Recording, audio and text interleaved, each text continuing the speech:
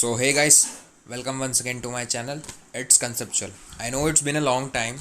बहुत दिनों से मैंने वीडियोस नहीं बनाए थे but I was with my some what problem so थोड़ा सा डिले हो गया but I am back with all the important videos of pharmacology and pathology.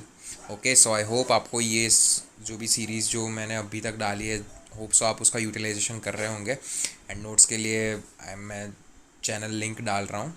And अब से actually not only about the second MBBS but आने वाले जो भी जितने भी वीडियोस होंगे उसमें मैं एक और लिंक डालूंगा टेलीग्राम चैनल की, जिससे you can get all the stuff of first second third year. So धीरे धीरे मैं आपको वो भी लिंक डिस्क्रिप्शन में दे दूंगा. ठीक है, so let's begin today's our topic. So हम blood vessels pathology, it is related to somewhat the blood pathology, या बोल सकते हैं हम CVS या फिर कोई भी वेस्कुलर रिलेटेड पैथोलॉजी उससे रिलेटेड है. So we're gonna discuss all these questions. So this is gonna take I think 20 to 30 minutes. So grab some coffee and grab some tea and let's begin the topic that is vasculitis. Okay. So basically itis का मतलब आपको समझ में आ रहा है vessels के इधर पे इन्फ्लामेशन हो रही है. ठीक है, तो मतलब मेनली है that is blood vessels, that is उसका इन्फ्लामेशन हो रहा है. ओके, तो हम उसके पैथोजेनेसिस, इटियोपैथोलॉजी और वो सब जानेंगे.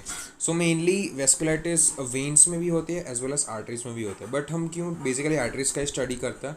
Because more common frequently case are seen in the arteries other than the veins. So we will study about the arteries. Okay, तो बेसिकली वेस्कुलाइटिस किस वजह से होता है? ठीक है, तो vasculitis is due to a auto immune disease. ठीक है, that is auto immune disease है, मतलब हमारी इम्यून सिस्टम कन्फ्यूज हो जाती है. Okay, where immune system confuses a part of a normal body as a foreign invader and there are couple of ways that might happen. Okay, तो मतलब basically यही हो रहा है कि वेस्कुलाइटिस क्या है? That is the auto immune disease where the immune system confuse हो जाती है कि फॉरेन इन्वेडर कौन सा है और अपनी बॉडी का कौन सा पार्ट है. तो and some times they attack the own body cells that will cause the vasculitis. So basically it is mainly characterized into three parts, that is the small vessel, the medium vessel and the large vessel. Okay, so ये तीन categories है. Okay, so basically ये एक picture आपको मैं यही दिखाना चाह रहा हूँ कि sometimes body confuses in the innermost layer of the cell, that is the endothelial layer, जो आप इधर पे देख पा रहे हो. ठीक है, endothelial layer and as foreign pathogen and directly attacks and damages it. ठीक है, तो वो एंडोथीलियल लेयर को क्या करेंगे? डायरेक्टली पहचान कर उसको डैमेज पहुंचा देंगे. ठीक है, जो इम्यून सेल्स है वो डायरेक्ट डैमेज कर सकते हैं. Okay, and more specifically WBC of the immune system. ठीक है, जो WBCs होते हैं of the immune system mix up the normal antigens on the endothelial cells with the antigen of foreign invaders like bacteria because they look similar. ठीक है, तो ये जो एंटीजेंस जो इधर पे है, जो WBC है, वो उनके ऊपर क्वेश्चन मार्क आ जाएगा कि कौन सा हमारे बॉडी का है. बिकॉज बैक्टीरिया तो फॉरेन इन्वेडर है and the body cells that is our own body cells, तो उसके बीच में वो डिफरेंस क्रिएट नहीं कर पाएगा and that will lead to the damage. ठीक है, तो this process is known as the molecular mimicry. Okay, ठीक है, तो ये प्रोसेस जो होता है जिसमें WBC कंफ्यूज हो जाता है कि इम्यून सिस्टम का सेल बॉडी का सेल कौन सा है एंड बैक्टीरिया का सेल कौन सा है. ठीक है, so this molecular mimicry confusion leads is due to the several types of medium plus large vascular disease. ठीक है, तो ये मॉलिक्यूलर मिमिक्री हमको कहाँ देखने को मिल जाएगी?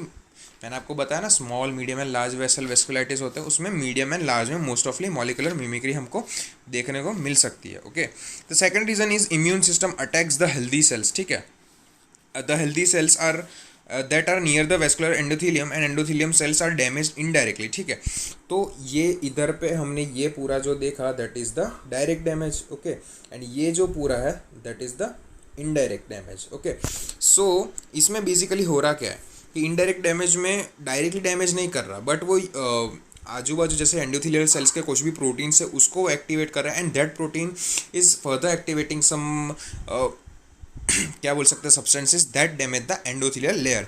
ठीक है, तो एक तो डायरेक्ट डैमेज है due to the molecular mimicry and the second one is the indirect damage. Here the immune system attacks WBC enzymes or the other non-endothelial cell targets. ठीक है, तो WBC के enzymes पे अटैक कर सकता है, मतलब कोई प्रोटीन हो सकता है एंड या फिर कोई भी endothelial cell targets. Okay, so अभी तक हमने देखा कि ये ऑटो इम्यून डिसऑर्डर है and basically damage can take two types, that is direct and indirect. Okay, So once the endothelium is damaged directly or indirectly, almost all vasculitis can progress in the similar way. Okay, and the damaged endothelium exposed to the collagen and the tissue factors. ठीक है, तो ये tissue factors और collagen पे expose हो जाएगी. Okay, this expose materials increase the chances of the coagulation. तो coagulation होगा बिकॉज एंडोथेलियल वॉल डैमेज हो गई है.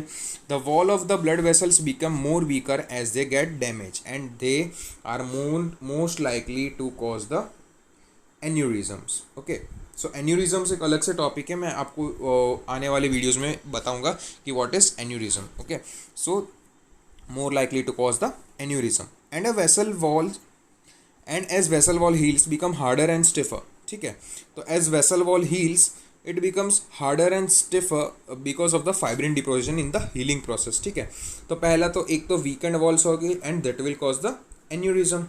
Okay, and the second one is the stiffer from the fibrin deposits. उसकी वजह से क्या होगा कि हीलिंग प्रोसेस में वो हार्ड हो जाएगी, तो उनका जो लूमेन है वो भी नैरो हो जाएगा.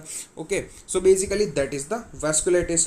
जो हमने किया कि पहले ट्रिगर हुआ, फिर it will cause the vasculitis and further complication such as the aneurysms and the fibrin deposition and weakened walls. Okay, so that will almost, मतलब ऑब्वियस सी बात है कि it will damage the cell walls.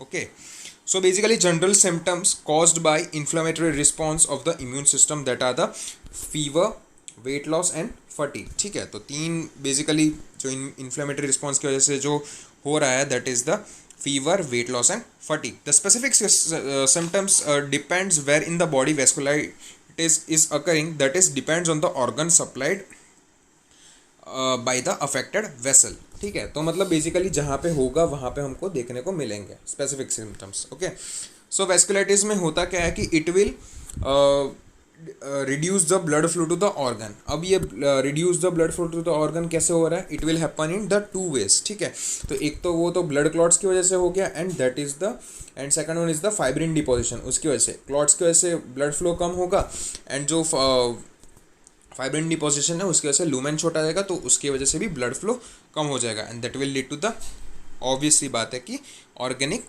Ischaemia. Okay, so let's move on to the first classification, that is the large vessel vascular disease. okay, और उसमें भी सबसे पहले हमको पढ़ना है that is the giant cell arteritis. okay, so giant cell arteritis affects the mostly affects the carotid artery. ठीक है, तो जो carotid artery है उसको वो basically affect करती है. okay, so most common is the temporal branch of the carotid artery.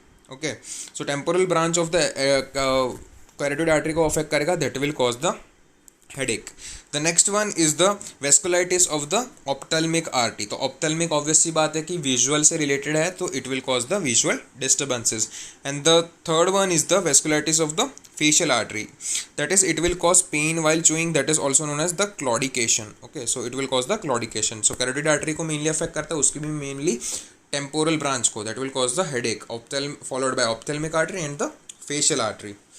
okay, so giant cell arteritis affects almost women को ज़्यादा होता है men के compare में, and it will occur after the 50 years, that is higher than 50 years. and lab testings में we can found that high inflammation can occur and the increase in the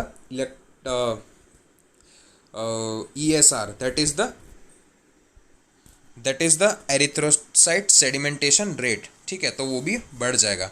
the biopsy will show the giant, अब ये histopathology में हम आ जाएंगे, that is the biopsy will show giant cell in the internal elastic lamina. Okay, so internal elastic lamina होगा, उसमें हमको giant sales देखने को मिल सकता है, that is this is one of the type of the giant cells. Okay, so elastic lamina क्या है? That is elastic tissue that separates the tunica intima and tunica media. तो बेसिकली आर्टरी के तीन पार्ट्स होता है, the adventitia, the media and the intima, from outwards to inwards.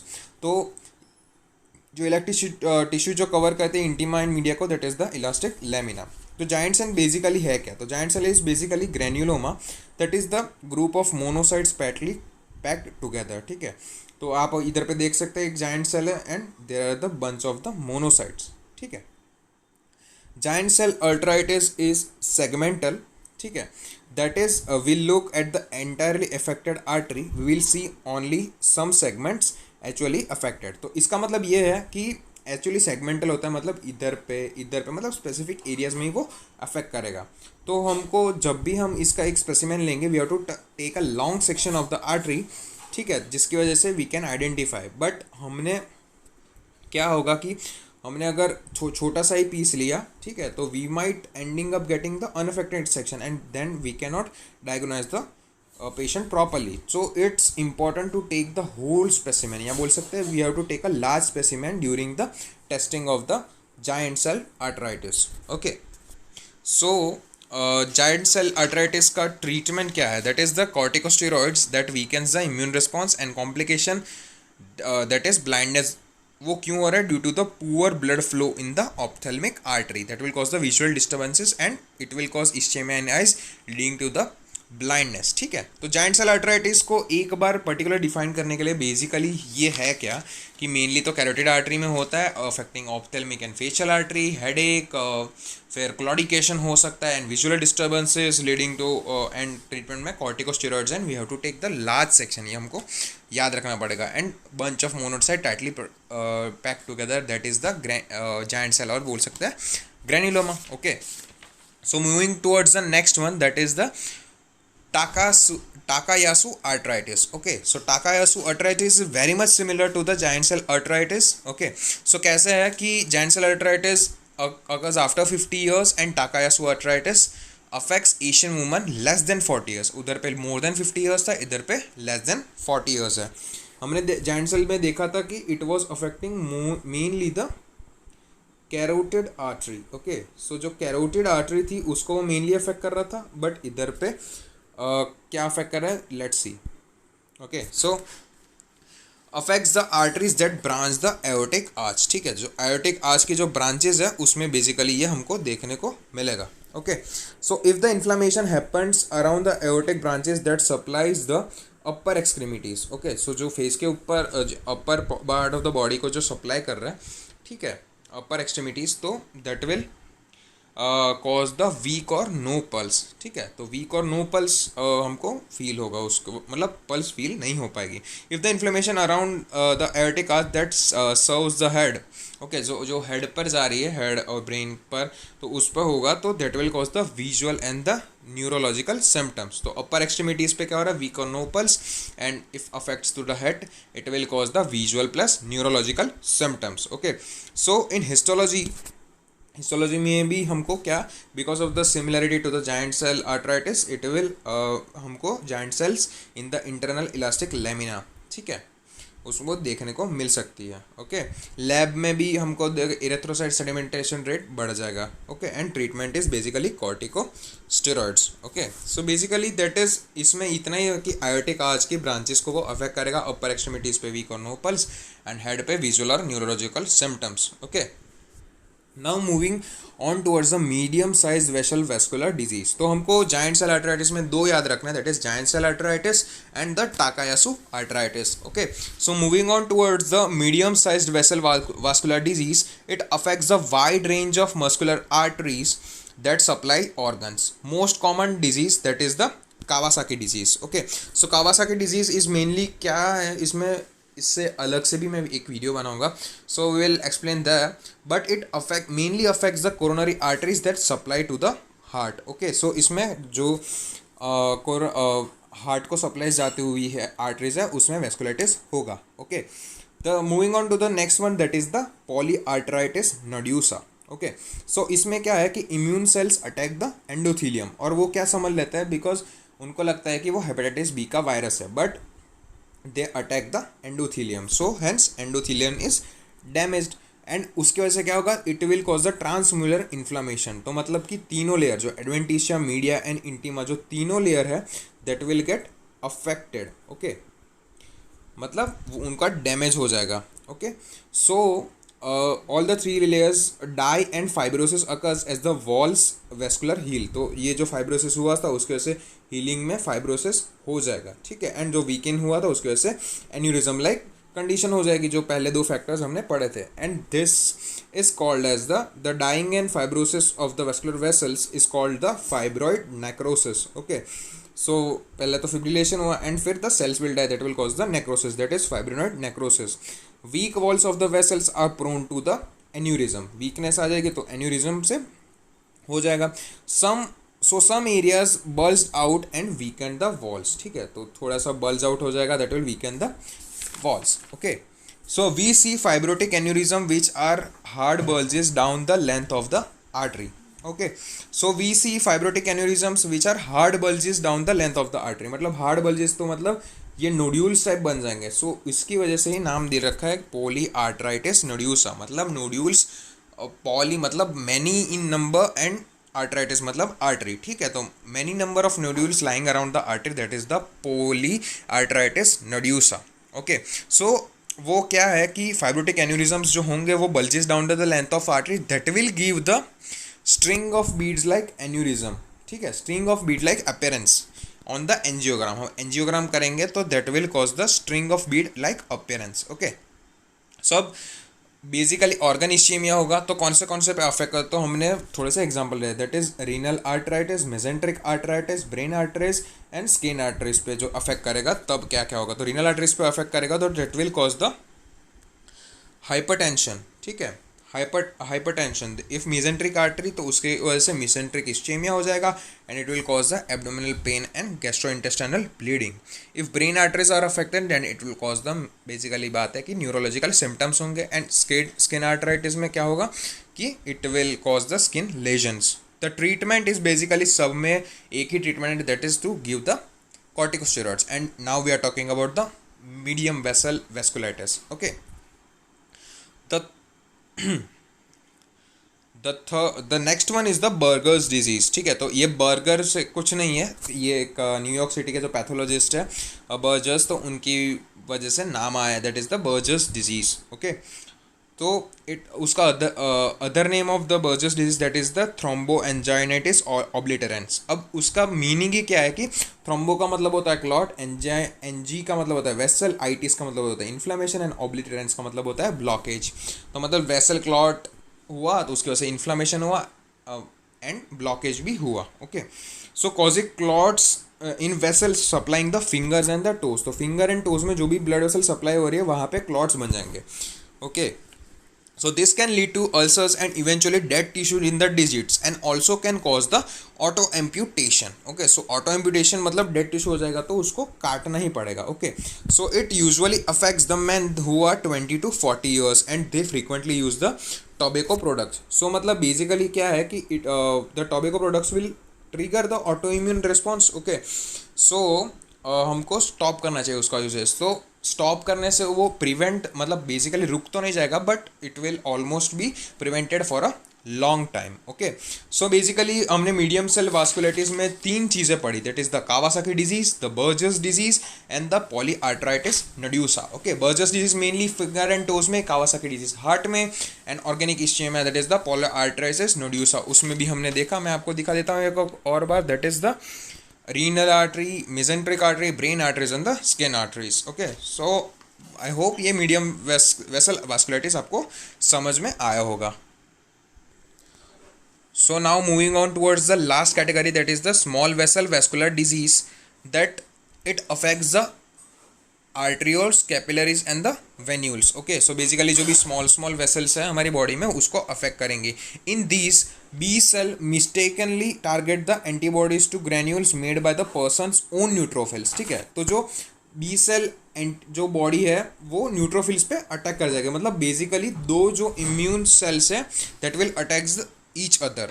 Okay, the antibody are called as the anti-neutrophilic cytoplasmic antibodies, that also known as the ANCA. Okay, and they are mainly IgG type. Okay, so basically first is the granulomatosis with the polyangiitis, that is also known as the GPA. तो उसमें क्या हो रहा है कि जो B cells release the auto antibodies that is called as the CNCA, also known as cytoplasmic anti-neutrophilic cytoplasmic antibodies. Okay, so they will now bind to the specific क्या बोल सकते हैं, specific neutrophil granular site that is the proteinase 3. Okay, so proteinase 3 के side bind करके which can indirectly damage the endothelial cells. तो मैंने आपको समझा था इनडायरेक्टली डैमेज में कि वो मॉड्यूलेटर होगा बीच में जो that will damage the endothelial cell, not the direct neutroph या immune cells will affect. Okay, so indirectly damage हो जाएगा, that will cause the vasculitis. Okay, so protein 3 क्या करेगा कि ऑक्सीजन फ्री रेडिकल्स को रिलीज करेगा and that will damage the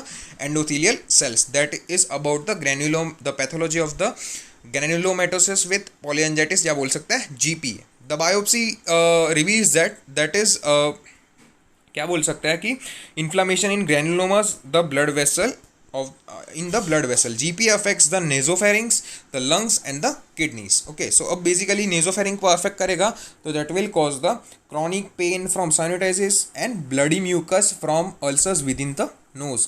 Nose might even cave or curl. ठीक है, curl type हो जाएगा, that is known as the saddle nose deformity. Okay, अगर lungs को affect करता है तो difficulty in breathing and ulcers causing the bloody cough. And if affects the kidneys, restricts the blood flow to the glomeruli, decrease urine production and increase the blood pressure. Treatment में corticosteroids plus cyclophosphamide and relapse are common because इनका जो होंगे जो anti neutrophilic cytoplasmic antibodies है वो होंगे ही होंगे, उसकी वजह से रिलैप्स हो सकता है. Okay, so moving on towards the next one that is the microscopic polyangiitis. Okay, so microscopic polyangiitis that is similar to the GPA but differences क्या क्या है, that is it will not affect the nasopharynx, only lungs, kidneys और lungs और kidneys को ही affect करेगा. Okay, only no granulomas are seen as such in GPA and no CN का. Instead of CN का the PN का, that is the perinuclear neutrophilic cytoplasmic antibodies. तो वो क्या करेंगे कि वो प्रोटीनेज 3 की जगह माइलोपेरोक्सीडेज पे जाके बाइंड कर जाएंगे एंड माइलोपेरोक्सीडेज क्या करेगा कि फ्री रेडिकल्स को रिलीज करेगा and that will cause the endothelial damage and that will cause the vasculitis. Okay, so now moving on towards the next one. उसका ट्रीटमेंट भी क्या है, that is treatment is corticosteroid plus cyclophosphamide. Okay, the third one is the Churg-Strauss syndrome. So now moving on towards the next, that is the Churg-Strauss syndrome. Okay, so Churg-Strauss syndrome में क्या हो रहा है, that is also caused by the PAN का antibodies. Okay, cytoplasmic antibodies. So GPA में देखा CN का, फिर माइक्रोस्कोपिक पॉलीएंजाइटिस में दैट इज PN का एंड Churg-Strauss syndrome में भी PN का से ही हो रहा है. बट एडिशनली क्या हो रहा है कि similar symptoms like sinusitis, lung damage and kidney damage. Okay, like the GPA, but उसके साथ additionally gastrointestinal, skin, nerve and heart damage भी कॉज कर रहा है. ठीक है, a lot of time Churg-Strauss syndrome is mixed with the या बोल सकते हैं अस्थमा एलर्जीज पे फैमिलियर हो जाता है because they all have the similar symptoms, तो उसको मिस्टेकन हो जाता है. ठीक है, and the reason that is increased in the eosinophils in the blood. Okay, so people having the asthma and peripheral eosinophilia are more likely to develop Churg-Strauss syndrome because of they have the increase in the number of the eosinophils. Okay, so just like GPA, granulomas can form. ठीक है, तो granulomas बस किस में नहीं बन रहे थे, that is the microscopic polyangiitis में granulomas नहीं बन रहे थे, बाकी दोनों में हमको granulomas दिखेंगे. Okay, the last one small vessel vasculitis, that is the Henlock-Schleien purpura, also known as the HSP. इसमें it does not involve any antineutrophilic cytoplasmic antibodies, that is the ANCAs इसमें involve नहीं होते. There is increase in the IgA antibody in the blood that are found in the mucosal cells, for example the lung and the GI cells. ठीक है, तो IgA antibodies mucosal cells में होगी. So in HSP क्या हो रहा है कि person start making IgA directly. ठीक है, तो IgA हो जाएगा and the IgA will directly target the endothelial cells because of the molecular mimicry. तो मैंने आपको पहले ही समझाया था कि molecular mimicry is the example of the direct damage to the endothelial cells. Okay, so unlike other small vessel vasculitis, ये direct damage कर रहा है, but बाकी जो GPA था, फिर Churg-Strauss syndrome था and microscopic polyangiitis था, ये तीनों हमारे indirect damage कर रहे थे. but इधर पे there is a exception, that is the it is causing the direct damage. Okay, so इसके सिम्टम्स क्या क्या होंगे, that is depends upon the location where IgA attack the small blood vessels. The common place is the skin blood vessels around the buttocks and the legs. तो हमारे buttocks and legs के around ये common place हो गया. And that will lead to the significant skin discoloration that looks like the blood is pooling under the skin surface called the purpura. ठीक है, तो ये पूरा टाइप पूलिंग हो जाएगा, उसकी वजह से एंडोथेलियल डैमेज हो जाएगा and that will call surface पे हमको पर्प्यूरा देखने को मिलेगा. Okay, so what is the indication, the skin colouration is palpable as we can feel it raised about the normal skin. मतलब थोड़ा सा स्पंजी टाइप स्किन लगेगा, हम ऐसे दबाएंगे तो वो ऐसे एलिवेटेड दिखेगा थोड़ा सा. Okay, because of the development of the purpura.